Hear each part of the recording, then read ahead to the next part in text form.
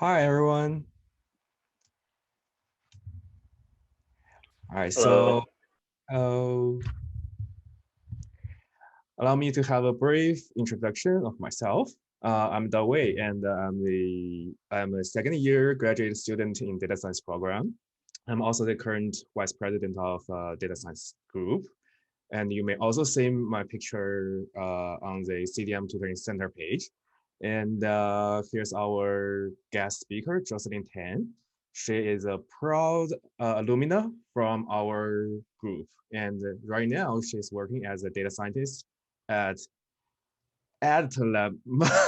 I'm sorry, I don't know how to pronounce that. Global Yeah. Education. Hi, Jocelyn. Say hi to our audience. Yeah, hi, this is Jocelyn Tan. So I just graduated last June from the Master of Science in Data Science. And then I'm currently working as a data scientist at Adtalem Global Education. So don't worry about you cannot pronounce that name. It is not English. So it took me a while to actually learn how to pronounce it right. So that's fine. Yeah, so Dawei invited me today to share all of my experiences after graduation. Hope it will be useful for you for your school study and then also your career plan in the future. Yeah. So welcome, welcome. Thank you so much for joining us today. All right, so before we get started, as you may notice, we have launched our new logo and we are planning a lot of events for our fellow students. So we will talk about different choices for international students tonight, how and when to apply for internship or lab, and like different resources to support us. And there are many great events we will host in the future. So stay tuned and wait for it. Again, welcome to our event today. All right, so before we get started, allow me 1 minute to give a brief introduction of our newly branded new logo. You can see, as you can see here, the bars the bars and the lines actually represents the foundation of data science, which are statistics and algorithms.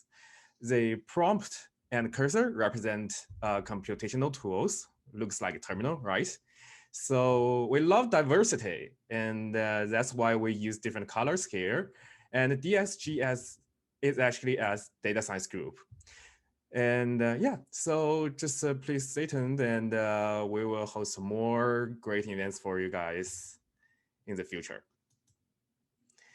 All right, as I said, we will talk about some real obstacles as an international students here. We know, like people have a lot of, legal issues, majorly about their, like F1 status, right? So, and we will talk about, like internship and, also if you are interested in, we will also talk about, like health insurance, things like that. And we will leave about 20 minutes for you guys to bring up questions. All right, so first and foremost, please double check with ISS advisor all the time. We're only here to share our experience and provide some other options that you may not know before. And there's always a good chance that we're not up to date of the legal side. So for example, during the pandemic, international students who lives in the United States could take their all their courses online. And it may also apply to the following academic year. However, if you're not here in the States, it will be like totally different story, and we don't know everything. So just remember that. Please double check with the international advisor all the time because they know all the legal information. Just like don't put yourself in danger. Okay, and so let's get started. All right. So I think like every student here, we should have a goal, right? So I will pass this part to Jocelyn and let her share with her unique and shining experience for a little bit. And I might add something here and there. Okay. So Jocelyn, you have the floor. Okay. So before I joined this program, I was majored in economics and finance and studying at Hong Kong University of Science and Technology. So I was in big business school, but then I have opportunity to be an exchange student at University of Texas at Austin when I was year 3, and then I feel like, wow, that's like the business school. They're really focusing on statistics, and then together with real business applications. And then in one of the course, I was really fascinated by the statistical analysis performed for economics. And then I had a lot of conversation with a professor, and he actually, after a semester, he think I did pretty well, and then he recommended me to extend my study in the States at Massachusetts Institute of Technology. So I was also an exchange student at MIT, and then when I was there, I had a chance to study a Python class with those CS students, like computer science students. It's very tough, very intense. But the first half is Python basics. It's like our introductory to Python, but the second half is actually data science, machine learning, and AI. So they're using the Python they learn the first half to apply to the data science applications. But that's how I first have a taste of how data science looks like, and then actually it connects the dots of my previous passion with statistics. So I feel very natural to start to think. I feel like this data science pretty new to me, but really interesting. So I started to think about the plan of the graduation, and I think I should give myself the chance to learn more about it. So I started to apply for data science program in Great Chicago area. So well, the location, I chose this location because my boyfriend at that time, now my husband, is at Northwestern. So I have no other places to choose. But eventually I found DePaul has one of the best program in Chicago downtown area, and then I'm very lucky to have some conversation with the dean before I joined the school, and then she actually showed me the potential of this program. So it makes me really happy and then really excited when I first joined it. So my goal is definitely learn more about data science, and also be able to prepare myself for a future as a data scientist in this field. Because in the very beginning, once I learned the data science, I feel like my passion is in this field, and I want to work as a data scientist in the future. Yeah, and I feel like this program definitely help us to equip us with all the necessary skills, and then help us to better prepare for the job. Cool. Yeah. Thanks for sharing, Jocelyn. So I think we all have a different purpose here, right? So can anyone share some questions? Like what is your goal here? Do you want to do research? Do you want to seeking for like PhD degree, or maybe transfer to another field? I'm not so sure about that. So can anyone just tell us what is your goal?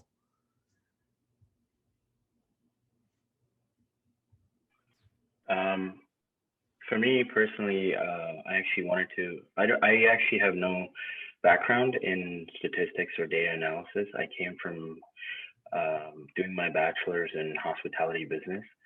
But I'm looking to move into the tech industry, more machine learning and artificial intelligence, because I find that quite interesting.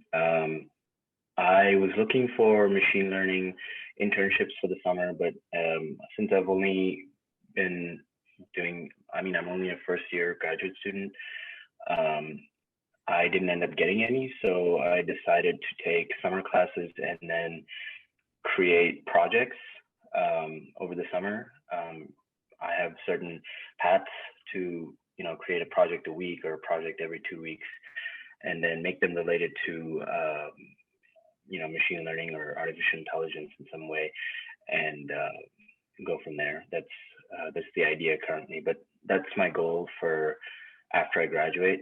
I do have plans to also do a PhD in the future, but I feel like I would want to earn a little money before I go and spend a lot of it again. So yeah, those are my goals. Anyone else? That's great sharing.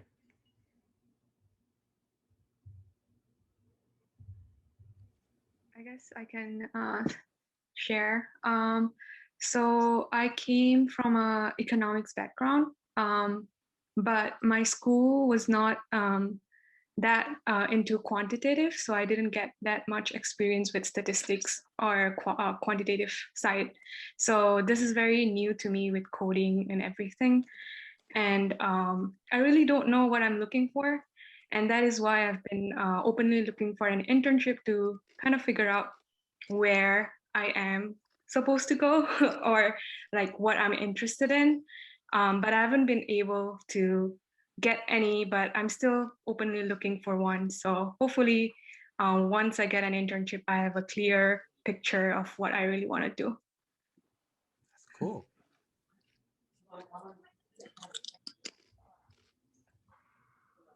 Right, so I guess most of us is trying to gain some experience, right? So I know that Jocelyn has joined the lab and with a lot of like different internship experiences. So would you please share a little bit more about your experience here in the lab and like how do you think those experiences contribute to your career path? And also like maybe like we can explain a little bit more about the timelines for different people for different goals. Okay, is that okay? Yeah. So first of all, I think I feel like the two audience just share their goals actually can be really. I feel like it's also like the first semester, like first quarter of myself. I'm not. I know like it's pretty cool to be a data scientist, but how can I be a data scientist? Or like, am I the right person to be a data scientist? Because you definitely can with a data science major, you can be a data analyst, you can be like whoever, like insight, like marketing analyst, whatever, like it all depends on like which field that you want to be in or like how technical you want to be. So for me, I feel like the mindset of taking an internship and then joining a lab or doing whatever that is related to this major can help you to finally find your, let's say, the calling of your life or like the career that I want to pursue. So for me, after I think the first year I was just taking a lot of courses, and definitely it's really hard. It's especially for international students who have like internship immediately the first summer. So I think for me the first summer I joined the lab.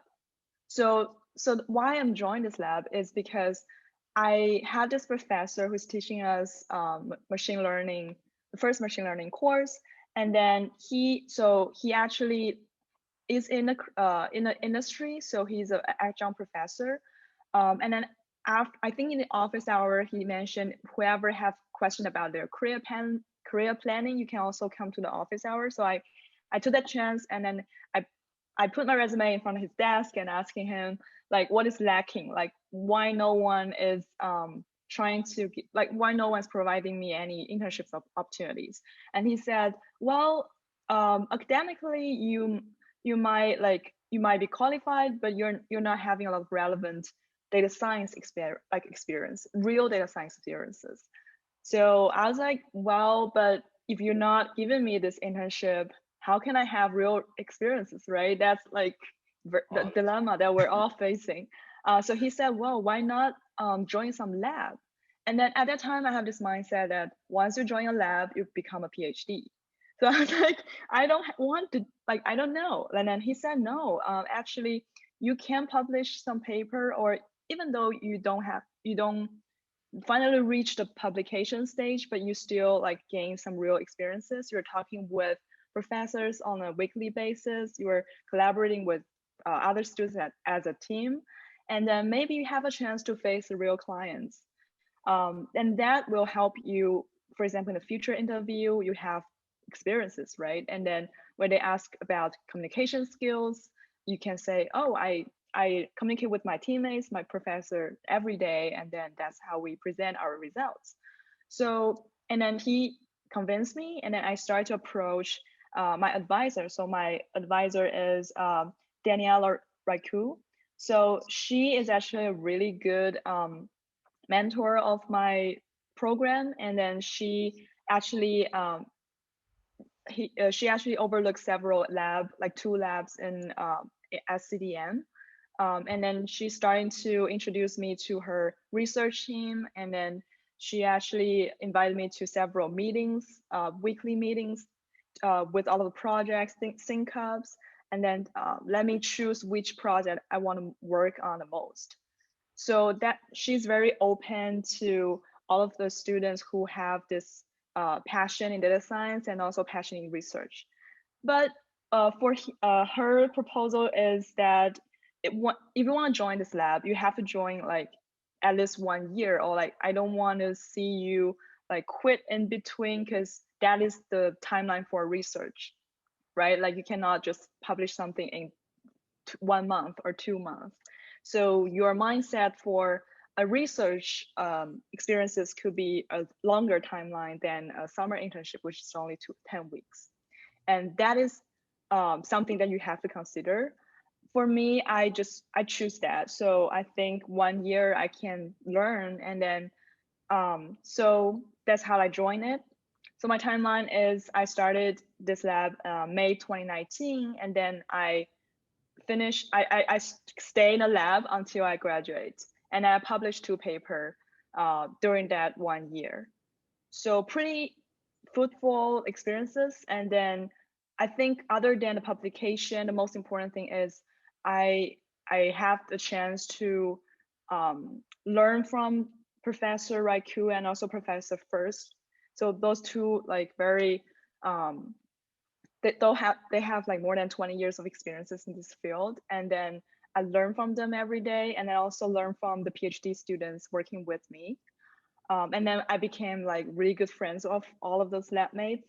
So, and then that links to my first internship and then my first real-time, like full-time job. So my internship is actually happened when I was in a career fair. So I went to a career fair, I think it's at fall 2019 with my lab mate. And then he actually knew one of the staff, like one of the intern at Adtalem Global Education. And then so the friend of my lab mate helped like sort of introduced me to the HR. And that's how everything starts.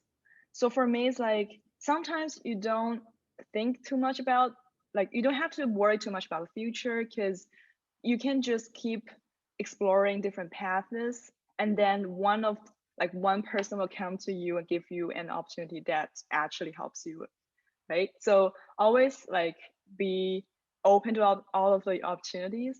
And yeah, so that's how I first become an intern at this company, and that is last year in June. And then after 10 weeks, I think for this internship, what is unique is like I think originally that this internship is only it's actually business analyst. So I'm interviewing with another team, but that ain't like the person who interviewed me says, look at my resume and say, oh, you have all those machine learning and AI experiences. Why are you? So that's my lab experiences, right? And why are you interviewing like my team? You should interviewing with the data science team. And then he actually referred me to that team, which is not hiring any intern at that time. But that like I somehow convinced them that they need me. So they gave me this internship, and then I also somehow convinced them that they need me for a long time, so they hire me after the end of the internship. Yeah, so that's my timeline. Really, like nothing is as planned. Like I have never planned ahead of anything. I'm just say yes to opportunities and then feel the needs of like enrich myself in terms of experiences and being really hardworking, like learning from all the people around me. Yeah, that's how I end up like right now as a data scientist. I still feel like this very start of my journey. So definitely like want to keep this mindset for my whole career. Yeah, that's a very long answer to your question that way. But that's amazing. That's actually truly, like involved a lot of different stuff. For one thing, I think I get is, I never say no to any opportunities, especially for us, for the international students, right? So, and also career fair is a really great way. So I will provide more information later during this event about career fair. And me personally, I will be interning at AbbVie this summer. And right now, I'm also I'm also an intern at a startup company and working as a lead data scientist. So that was actually like an accident. I was just like going through the handshake page, and somehow like they just found me, and your CEO called me and asked me like if you wish to do this, and I didn't say. I said, well, maybe you can try, right? So that's what happened to me. And then when it comes to yeah, and when it comes to the summer internship, I already have some experiences with my current company, and so I would say experiences is very important. So don't waste your time to like maybe just traveling if you just want to get a job. Don't waste your whole time traveling. So maybe like find some experiences just like Jocelyn did, and I know the current job market is totally different. Things are totally different after pandemic. You all heard that Jocelyn said she actually had this friend who's working with someone. So that's what we call network, right? So it's also something we are trying to build up here at the Data Science Group.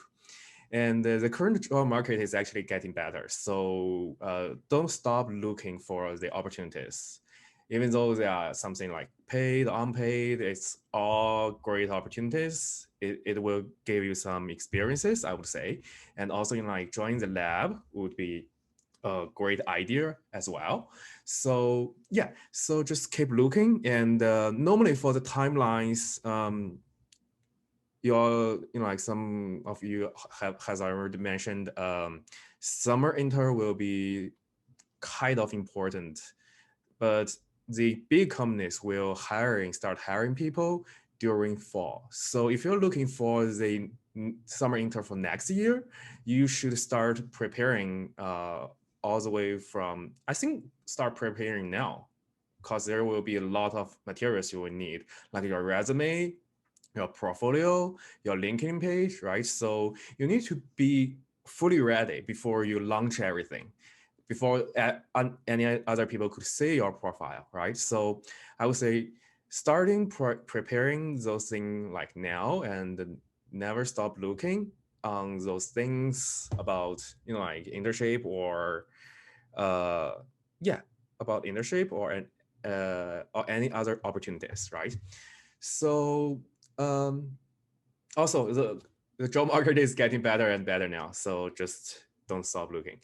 And then I think I will just give you guys a brief introduction of this legal status thing. So I assume all of you guys are having F1 visa right now, right? So I think most of you guys have F1 visa. So if you want to do the internship, like I said, I didn't say no to the startup company. So I have to do the internship. If you are doing any kind of internship that related to your major, you have to ask for the work authorization, no matter if it's paid or unpaid. Okay, so that means you have to use your CPT. But during the quarter, it will be like part-time CPT. So some people might heard about if you use a full-time CPT for one whole year, you will lose your OPT. That's true, but we can't we can't achieve that. You can't use your CPT for like as full-time CPT for like a whole year. The only thing you can do is just use CPT during like the quarter. That will be your part-time job. And as for the working authorization, um, give me 1 second. Okay. So as for the working authorization, so as an international student, we are allowed to work at most 20 hours per week during the quarter, during the school is running. For the summer internship, you can use full-time CPT. And after that, it will be OPT. And for the first year of OPT, it will be uh, very flexible, I think, right? So I'm not so sure about this part. I'm not sure Jocelyn could share a little bit more for us. I think, like for the first year of OPT, it will be more flexible. And for the OPT extension, which we all have for as a data science students, right? So it will be a little bit harder. It requires some salary, I think. Do you familiar with that part, Jocelyn? Yeah, so for students who are Master of Science for Data Science program, you will have 1 year of OPT that is post graduation OPT. Like, yeah, and then after 1 year, you have to apply for an extension that's like good for 2 years. So 1 + 2, like you have 3 years of OPT. So for F1, I think after grad, I think you can apply before like 90 days of the graduation dates. At that time, you work closely with your advisor. They have like a PDF document with all of the information that you need. Like you need to prepare like your passport, like copy your I-20, something like that, and then you apply to USCIS, which is the immigration, the government, and then once they approve, you will have this EAD card that is like authorization card, and you're good to work on the start date on that card and until the expiration date of that card. So like specific details you can check with your advisor, and they will definitely let you know like what you need to do. But just like you need to, so when you are closer to your graduation, maybe the last quarter, you might schedule time with them and then check like your timeline with them, so that you can know exactly when you should plan to apply for it, and then what's the start date that you can put on it based on your situation at that time. So for extension, so the first year you can do like either paid or unpaid. um, any like internship, you can work for multiple companies as long as you're like logging those information in the government through our school portal. um, so there are lots of details, but it just like generally speaking, the first year is really flexible, but the second year is that you have to apply for a real like full-time, or part-time is okay, but like over 20 hours per week with one employer. So from my learning is that if you want to work for multiple employer, you have to apply for each of them. So most of people just choose one and then apply for it, and then you have to update the school every 6 months, every like 12 months, every 18 months. So the extension period, like the remaining 2 years, you will have more strict rules, and then you need to get in touch with your advisor often. And so for my advice is always like schedule time with your advisor, and then also like keep in mind that every Wednesday you have this working day. You can check on the ISO website. They can just like you can just click the Zoom link and talk with your advisor on that day. So sometimes I make use of that day just to check in with my advisor and see what is OPT, and then how to do it. So actually, as an international student, we all face to a very, very important thing that is sponsorship. So what about the sponsorship for you, Jocelyn? Do you have any experience on that? Because from what I know is I applied for 80 plus uh, internship jobs, and only 4 of them gave me the interview. You know, a lot of times when you check I need sponsorship, so they just automatically reject you. So what about sponsorship and H1B? Yeah, it's actually quite. I think my experience is quite similar with to yours.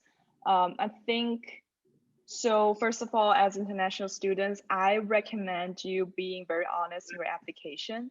So when they say like we do not sponsor like H1B, if that's what you want, then probably it will save your time not apply that position. And also, like when they ask you if you need sponsorship in the future, I would suggest you like give the right answer because that will save you a lot of time. And also, I think for me, so for myself, I always like say I need sponsorship in the whenever they ask. So probably like if they give you an interview, you don't have to like really stress it in the first round. But normally, the first round they will ask you at the end. So that's like some of the company they in nowadays they would do that and tell you immediately whether they will sponsor or not. Okay, and but you have to tell them that I have 3 years of OPT. So for those 3 years, I'm able to work with any company that is um, like e-verified, but that's very easy process. So like that 3 years, um, you can work for a company that do not sponsor H1B, but it might not. So if you want to stay longer than 3 years, it's better that you find a company that sponsor H1B. Yeah, that's like a trade-off. So for me, my suggestion would be for internship, you might or might not just really stress on the sponsorship of H1B because once you have an internship, you can apply for job elsewhere, right? But for full-time job, if you really want H1B, I I really suggest you bring that up really early in the interviews process so that they will know it, and then also it will need time for the HR to get back to their hiring managers to say, oh, this candidate needs sponsorship. Do we offer that? And then if we offer that, is it the first year or second year? So the whole process that you need to be, you need to sometimes educate some of the company that what is H1B, what is OPT. So my experiences is that my company, they just recently like do the sponsorship for international students. And then I think it starts like 2 years ago. So they're pretty new to H1B and the whole concept. And so for me, I got very lucky this year. I just got my lottery from H1B. Wow, So congratulations. yeah, thank you. But it's still very early in the stage, and I keep my finger crossed that everything goes well. But that so my experience is you have to be the one to initiate this conversation, and you have to be the one to um, always push them, saying, "My I only have 3 years of 3 chances, and every year the probability might drop, and the policy might change." Because like I think at the end of this year they will change the lottery policy. They might change the lottery policy, and they need higher salary for a lottery entry. So I don't know. Like you can always tell them like we need to do it this year, and we need to do it right away. And in terms of like a lot of like legal details, you need to check with them. Like make sure they know exactly how to do it, and then they hire an attorney to help you do that instead of as you do it yourself. You cannot do it. You cannot DIY this H1B process. Yeah. Okay, so another thing I'd like to mention here is timing. So I would suggest like all the international students have a planning for your graduation date, because sometimes you wish to graduate sooner, but if you graduate during December, I would say that could be potential disaster, because during December, like it's holiday season, no one actually looking on your resume, like all the employees are ready for rest, take a rest, take their vacation. So when you graduate on fall quarter, you will only have like 60 days grace period, and you can apply your OPT start any day during that 60 days. So which means you have to start your OPT around, I think, January, or between January to, I'm not so sure about this part, but you can double check with that with the international advisor. Okay, so that could be a very bad timing, because once your OPT started, you only have like 90 days unemployment period. Otherwise, you will just waste your chance and you have to leave the United States. So be careful of your timing, and also for H-1B, as just Jocelyn mentioned, every single year, the lottery of H-1B, they need to be prepared. So if you just like graduate too soon or maybe too late, you might miss a one time of chance, like one time to get into this lottery. So that is something you also need to keep in mind. All right, so let's move to some supportive resources here. I would say you probably have already know this, but I have some resources here, and most of us would need like services from Division of Student Affairs, and you can see the website QR code. If you wish to do that, you can just scan it. And if you don't know what questions, which is the right department to answer your question, you can always use Just Ask. So we have this great department called Just Ask, so they will tell you who should you talk to. And also don't forget our data science community. We're always here. Like a lot of students share similar experience just as you do, and you can also bring up a question through our Slack channel, right? So for the health and wellness, if you guys wish to know more about like health insurance, we will leave it for the Q&A. And for the counseling part, I would need to both just give you a stress suggestion for that part. So we know people could get depressed, and we know people need support, and that's especially very important like for international students, right? So here we are in a different culture, we may experience different things. So just be careful of your mental health, just take care of yourself. And I'm just gonna put the hotline here. If you ever want to have like thoughts of hurting yourself or doing some more dark thing, please make sure to use this hotline, and someone will always be there 7/24. And also it's also name of the music. You can also try to listen it on Spotify. But anyway, so I would just say the United States has a very mature psychology system. So they have clinical psychologists. They just have, like everything is different than China. For example, for me, I've been here for like almost 5 years, and I've been getting so I'll be having therapists for the last 4 whole years. So it is pretty effective for me. But I'm just gonna tell you guys, do not like do anything stupid before you talk to someone. Okay, just talk. We are all here for you. All right, so if you use ISO insurance that DePaul I'm sorry, private, okay, I'm sorry, provided. I'm so sorry. Sometimes I got this. And you will need to know that dental and vision insurance are not included. And also, like I mentioned, we have a very great career center. So be sure to check their website. You can start building up your resume. Yeah, and you can have great career advice from them, and you can even have one-to-one, unlimited one-to-one advising via handshake. So just go there, just like make an appointment if you don't know where to start it. Sometimes you don't know. I know you guys, maybe a lot of people have like different backgrounds. You don't know what to write down on a resume, right? Just talk to them. I know that Lauren has been very helpful for me. So, and also International Student Center, I'm pretty sure you guys are pretty familiar with them.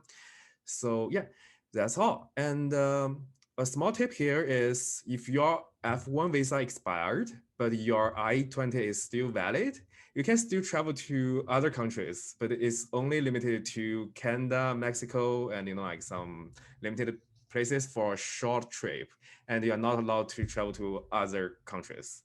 You can't like travel to Canada and travel back to your home country and back to Canada and back here. It's not allowed. You have to have a valid F1. But if your F1 visa is expired, your I-20 is still valid, you can travel to Canada with as long as it's just like a short trip. And so here I need to tell you guys something that is so confused. I only figured it out this quarter. So actually each international student at CDM has 3 different advisors. For one is international student advisor. You guys all know about that, I assume. So if you don't know about that, just contact us. We will just direct you to their website, right? And also you have a faculty advisor. It's normally just like shows on your web page, on your like own system. So the faculty advisor will give you advice on your career path, on like professional degrees, but they are not in charge of academic things. Like I said, if we want to do internship during the quarter, we need to file a CPT request form, and they are not dealing with that. So that comes to the academic advisor. So the QR code is here. It's Academic Success Center, and for us, for data science students. So Monica is actually our academic advisor. So just use Blue Star to like make an appointment with her, or if she's not available and you have some urgent thing to do, you can always check on their website and find their directors and email them. Sometimes email is much faster than making an appointment. All right, so just remember, they are dealing with our program progress, things like that, and also when will you be graduated, and what can you do, what can you not do. And for the capstone courses, if you are doing the internship, you can actually optimize your capstone, which is CSC 679. It's 4-credit course, but you don't want to, if you are like signed to a company with a full summer, but you are still wish to entering at the same company during the quarter, you could just split these 4 credits into 1 or like 1-to-1. Yeah, in that format you can split them, but you have to finish all these 4 credits. So beware of that. I'm using like 1 credit per quarter for the first 2 quarters of this year. So right now I'm having like 2 credits for CSC 679, and I'm planning to use 2 credit hours on summer. So in that way, I will complete my capstone. And also, as I mentioned, 20 hours part-time during the quarter and 40 hours full-time during summer. So yeah, so that's all. Any questions?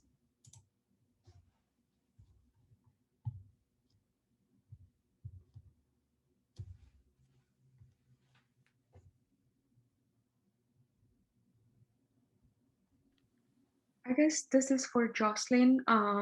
I just wanted to know like what your role is in your current job, and maybe some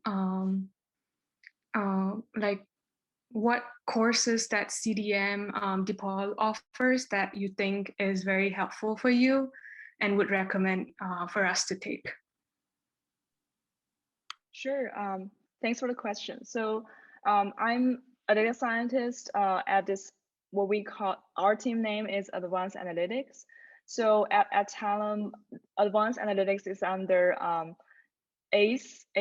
So we have this huge department that is like, we have this data science team, what we call Advanced Analytics, and we have this business intelligence team, we have consumer insights team, we have a modeling team, a data warehousing team.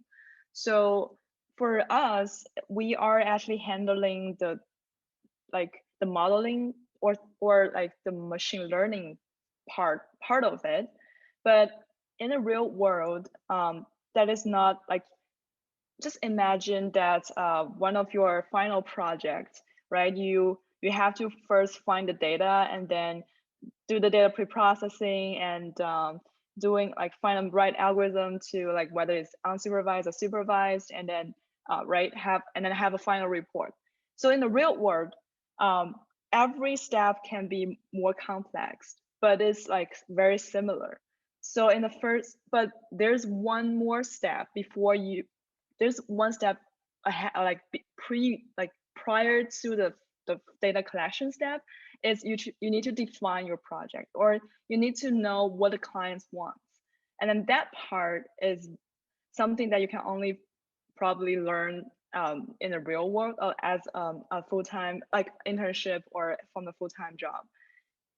Is that sometimes your clients approach you and then you have to figure out what actually they want, and then what data that you actually have and how to match their goal or their purposes using the data that you have, and then what tool you should use to fulfill their like their purpose. So my job, I feel like I have to provide an end-to-end solution to it. So I'm talking with clients every day to make sure what they want, and then I'm writing codes every day to build up the pipeline, everything, to choose the algorithm, to have meeting with my teammates to like discuss the algorithm, technical aspects of it. Once we have something, we need to schedule a meeting with the clients again to say go or no go from them. And then eventually you also have, for my role, I also have to deploy the model. So I'm currently using a lot of AWS services to build up some real-time predicting models. So that will involve like include something that you might not be able to learn in a program, or I didn't learn from my courses. So you have to self-study sometimes. So I'm using some online resources as well. So every day I feel it's different, and every project is very different. So for me, I think several courses that I feel I'm still using some of the materials is the machine learning, the advanced machine learning. I don't quite remember the code of it, but but that's definitely your fundamentals. You have to like, I think it's the fundamentals 540. or Yes. 540. Yeah, 540. Yes, let me Advanced. double check. Yeah. Yeah, 540 advanced machine learning, and there's a machine learning before this one, right? Yeah, something like programming 478. Another 470. foundation class. Yeah, 478. Yeah, you're the man. You know it.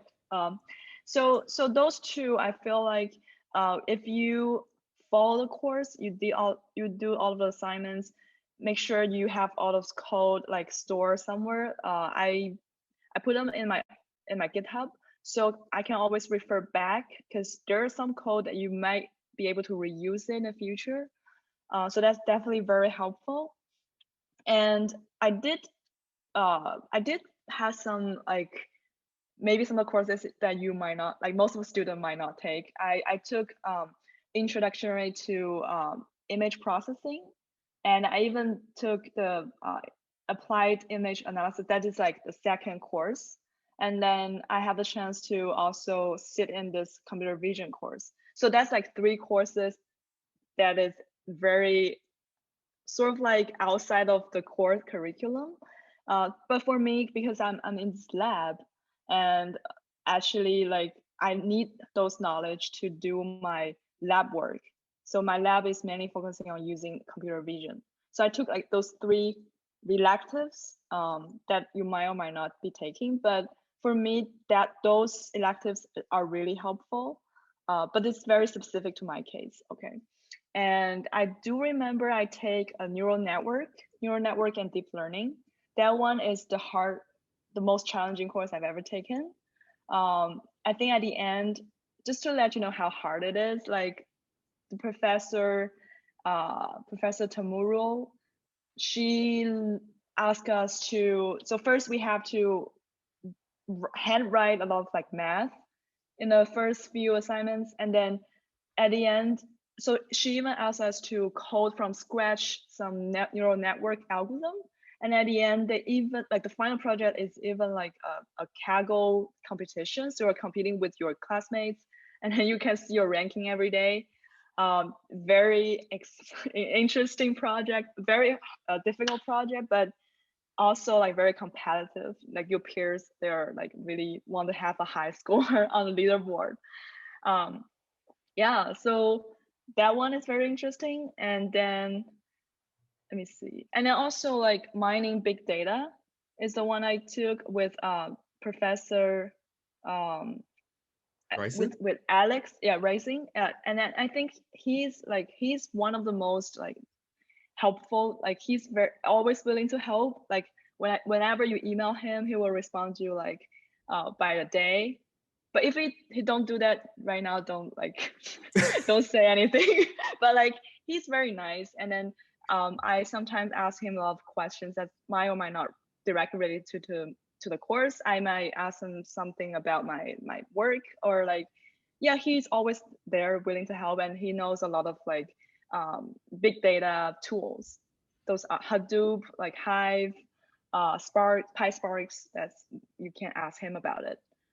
Yeah, and then so my other advice is not, so you should not only take the courses but also talk with the professors. So if assuming the professor is very nice and helpful and willing to help, then you need to like maybe you can come to their you can go to their office hours, and first definitely whatever you have whatever course material that you're unsure of, you have difficult understanding, um, go their office hours.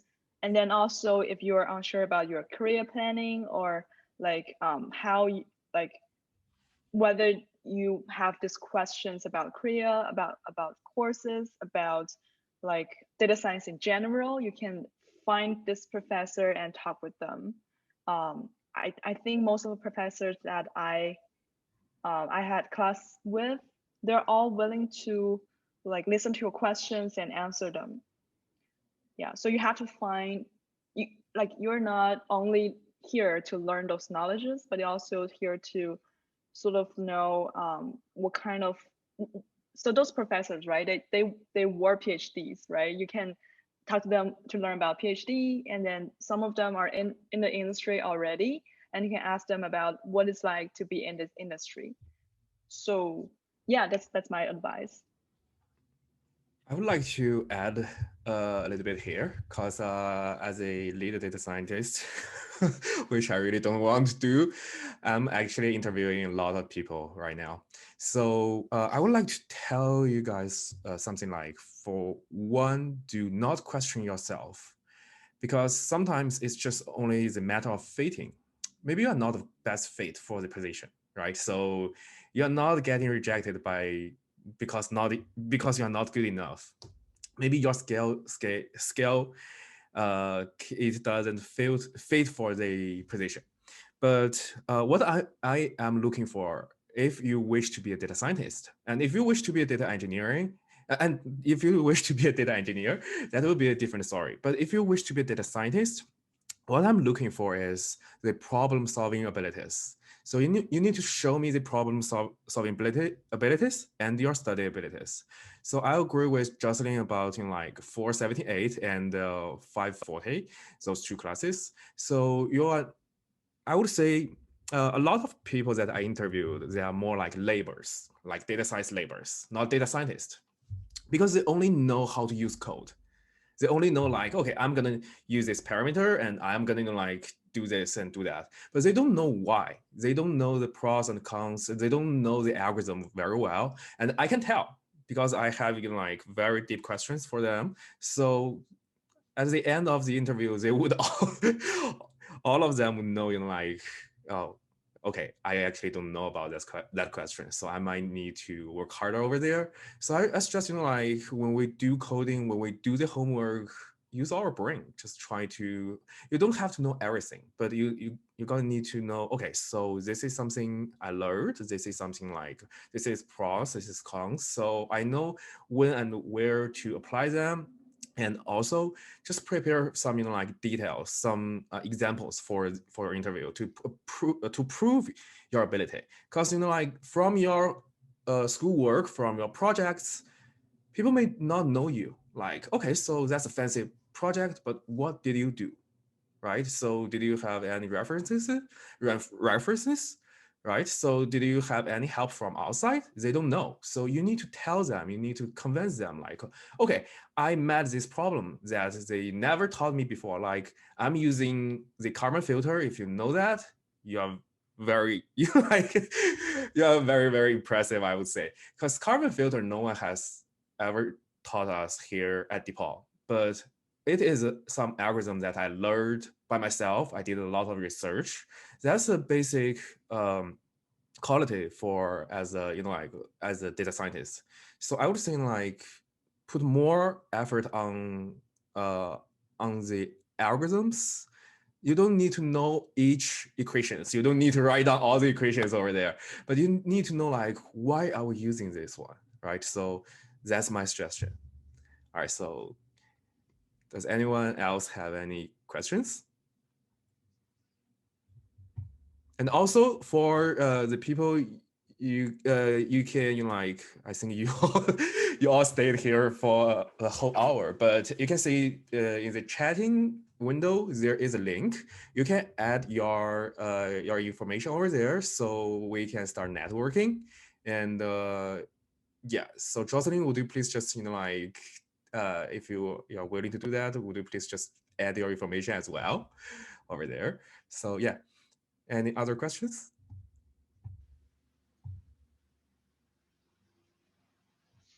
Where do you recommend we look for companies that would be willing to sponsor international students?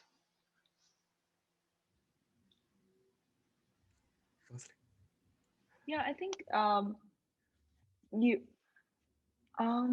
the way I do it is sometimes I will USCIS have this database of all of those employer who had like sponsored H1B in the past.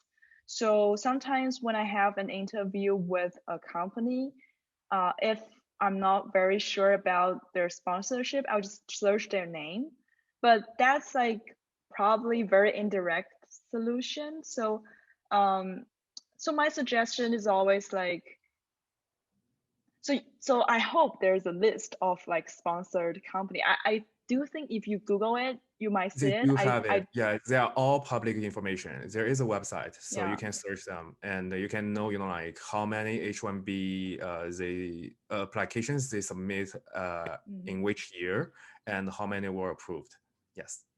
Yeah, but the caveat is some of those company they sponsor in the past, they might not sponsor, yeah, since COVID. So my suggestion is always like apply to like as many company as you can. For me, I think at that time I was like, if I'm applying to the speed that I can receive a rejection letter every morning, then I think I have applied enough companies. So it's like, right, like my That's a own good like pace. way of Yeah. yeah, my own way to motivate myself. But you can have, so I used to have like a log like Excel, so with all of the companies. But once I really applied for like more than 20 companies per day, I couldn't keep up with the company I applied for. To I don't have time to log everything, but like definitely as Dawei already mentioned, for those companies that give you interview, they might, if you are being honest in your application, they might they won't ask you. Like they know beforehand that you need a sponsorship. So that's a way to communicate that. So still, like you should apply to as many company as possible. And then for those who really contact you, you can search their company name in the database from the USCIS to see whether they sponsor in the past. But my suggestion is always like ask directly to HR. HR will help you. Like they will check with the hiring manager and tell you directly whether they are open to sponsorship, like whether they need to wait 1 year for you to work here to give you the sponsorship, or they just not sponsoring anymore. Okay, so you've been applying kind of all over, like LinkedIn, Indeed, stuff like that? Yes, my experience is that LinkedIn, the response rate from in LinkedIn is not very high. And so I think the ranking will be like referral, like top and foremost, like you have a referral from a friend. That's definitely like you probably just skip the HR and then directly have the interview with the hiring manager. And the second one is, I think Indeed is the response rate from Indeed is okay. I would And then say the third, the second one, I'm so sorry, I have to interrupt you here. yeah, The sure. second one would be the career fair that our, Career fair. Yeah, right. Yes, that's the second one. Like the responding rate from career fair is pretty high. Yeah, I agree. I totally forget that. So career fair is very important. Like, but for me so my experience in career fair is I would just first chat with them, seeing as an opportunity to network instead of get a job right away. Even though some of the company they don't sponsor, you can still like ask what technology that you're currently using, and then what kind of like algorithm, if you're data scientist, what kind of algorithm that you're currently using are you like researching. Like sometimes like you can equip yourself with a lot of interview questions, right? You can borrow some ideas from their answers and then like use that answers as your answers to your future interviews.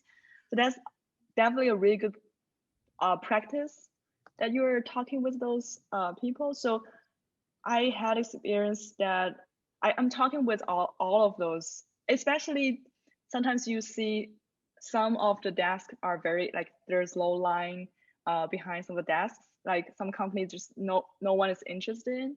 You can just go ahead and then chat with them and see are they interested in hiring like analytics roles, and then sometimes you might be finding something interesting, right? And just don't waste a lot of time. So for a career fair, don't waste a lot of time on a real online. Sometimes I see people do that, but that might maybe for those company you can just grab their information sheet and then apply back like online just to learn if they have this role that is related to a major. Actually, you know what, Jocelyn? All the career fair I attend is virtually hosted right now. But Okay, that's different. Yeah, it's different right now. I would say just keep an eye on that, and remember to utilize Handshake, because you can always book an appointment with a career center advisors through Handshake. And right now, sometimes the career fair, you can just make appointment like one-to-one appointment with a company. So that won't take a lot of time for you. Yeah, just to like speak more about LinkedIn. So I said like LinkedIn's not the top on the list. It's about like the job post. Like you see in the LinkedIn, you can like click like apply for some job.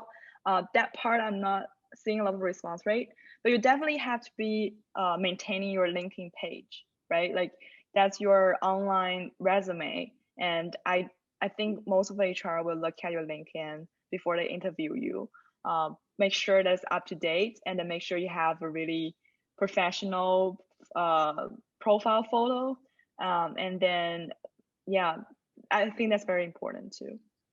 Check our LinkedIn workshop recording. we yeah, we posted on the Google Sheet. So you can just simply click it over there and you will see how to build up your LinkedIn portfolio. Okay, thank you. And then one more thing, Jocelyn. I'm actually started working with Dr. Reku and Dr. First in February, but I'm not sure what I can put on my resume as of right now. So did you add anything to your resume before you published anything? Yes, you can have this work experience. So that's assuming that you don't have previous work experiences. So for me, I don't have any like real time, like full time work before. So I put that as my work experiences. And then I would say like DePaul University healthcare, like what is the name of the lab?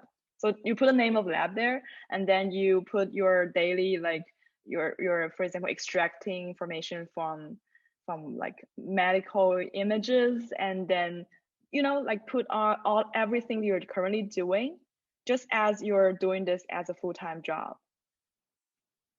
Okay, sounds good. Yeah, and say hi to them, like Yeah. for me. Thank you. Okay. Do you think I could I connect and ask you more about that? Maybe. what's the question again? Do you think I could connect with you and ask you more about that potentially? Sure, definitely, yeah. Okay. I mute myself and forgot. So if there's no more questions, please just don't forget to interact with us. We are building up a strong community day by day, and just like scan the QR code, or Maggie, you're so sweet. Maggie has already published all the links for us. So please follow us, and thank you so much, Jocelyn, for sharing with us with your great experience. I appreciate that, and have a good night, guys. Yeah, it's my pleasure. Thanks Thank for you. being here. Thank you so much.